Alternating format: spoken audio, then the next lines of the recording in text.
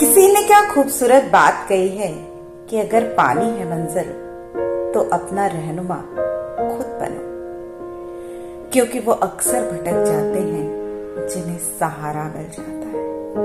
नमस्कार दोस्तों, ईश्वर सदैव आपका भला करे और आपकी झोलियां ईश्वर के आशीर्वाद से हमेशा भरी रहे। तो दोस्तों, आज बात करेंगे एक कहानी की, एक कहानी जो आपको वास्तविक रूप में जिंदगी जीना कैसे है, कैसे जिंदगी के दुखों को हम सुखों में बदल सकते हैं, उसके बारे में बताएगी। एक ऐसी कहानी जो यदि आपने आज पूरी सुनी तो आपकी जिंदगी आगे आने वाले सालों में पूरे बदलाव के साथ आपको दिखाई देगी। ये कहानी है एक ऐसे व्यक्ति की जो ऑफिस में बैठकर काम कर रहा था। कंप्यूटर स्क्रीन के सामने उसको मैसेज मिलता है जिस पे उसे पता चलता है कि उसे अपने कंप्यूटर का पासवर्ड बदलना है, क्योंकि उसे ये काम हर महीने करना पड़ता था, क्योंकि हर महीने उसके कंप्यूटर का जो पासवर्ड होता है वो बदल जाता था। कुछ उसने ऐसी सेटिंग कर रखी थी। लेकिन उस व्यक्ति के सामने इस समय समस्या ये थी कि वो बहुत डिप्रेशन में हो रहा था, क्योंकि कुछ ही दिन पहले उसका ब्रेकअप हुआ था। उदास था, वो बहुत दुखी था अपनी उस प्रेमिका के लिए जो उसने उसके साथ किया था। उसे विश्वास नहीं हो रहा था, दिन रात वो उसी के बारे में सोचता रहता था। जैसे ही कंप्यूटर पे पासवर्ड चेंज करने का नोटिस आया, उसके दिमाग में एक आइडिया आया कि क्यों ना वो इस कंप्यूटर का जो पासवर्ड है वो बदल दे। और बदलते से पहले उसके दिमाग में उसके बॉस की कही एक बात याद आई कि मैं जब भी दुखी होता हूँ तो मैं अपने पासवर्ड को जीवन की सोच बदलने के लिए यूज करता हूँ। अब उसने ये सोचा कि इस समय मैं सबसे ज्यादा दुखी, सबसे परेशान इसी वजह से हूँ, और वो है ब्रेकअप।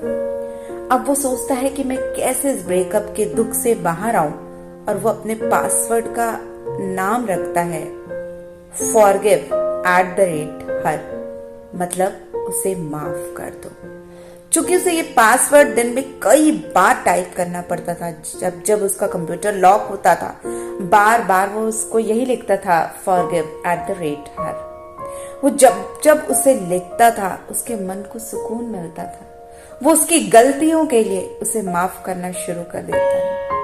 दोपहर के भोजन के वक्त जब वो लिखता था कि उसे माफ कर दो, बार बार शाम के समय जब वो लिखता था उसे माफ कर दो, ये एक शब्द जितनी बार वो लिखता था उतनी बार उसका दिमाग भी उसको ये कहता था उसे माफ कर दो। और धीरे धीरे 1 महीने तक इस पासवर्ड को लगातार लिखने से उसके जीवन का जो नजरिया था अपनी पूर्व प्रेमिका के प्रति वो बदल गया। निरंतर उसने अपने आप को इस बात को अश्योर किया कि मुझे उसे माफ कर देना है हर परिस्थिति में, चाहे वो सही थी या गलत। और जैसे उसने ये करना शुरू किया, 1 महीने के अंदर वो अपने इस डिप्रेशन से, उस अवसाद से बाहर आ गया। अगले महीने फिर उसके पास पासवर्ड चेंज करने के लिए उसके कंप्यूटर ने उसे नोटिफिकेशन भेजा। तब तक वो बहुत हल्का हो चुका था उस ब्रेकअप के दर्द से।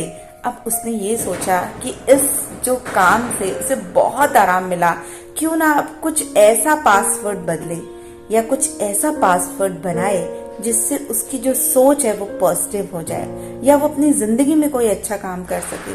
तो वो दूसरा पासवर्ड बनाता है quit@smoking forever, अर्थात मुझे हमेशा के लिए धूम्रपान छोड़ देना है।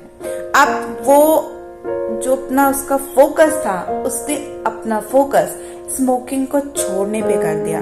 लगातार इस चीज को बार बार लिखते लिखते उसकी स्मोकिंग करने की हैबिट कम होने लगी, और 1 महीना होते होते उसने स्मोकिंग करना छोड़ दिया।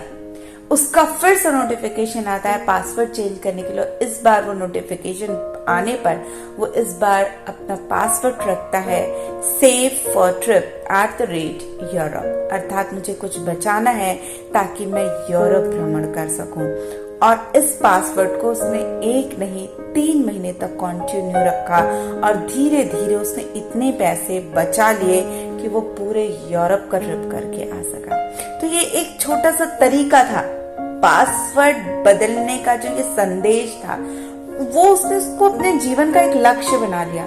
क्योंकि हम जब किसी चीज को लिखकर बार बार उस चीज को बोलते हैं, अपने आप को अफर्म करते हैं, अश्योर करते हैं, तो धीरे धीरे हम उस लक्ष्य की ओर बढ़ना शुरू हो जाते हैं। पासवर्ड बदलना उसकी जिंदगी का एक बहुत बड़ा टर्निंग पॉइंट था।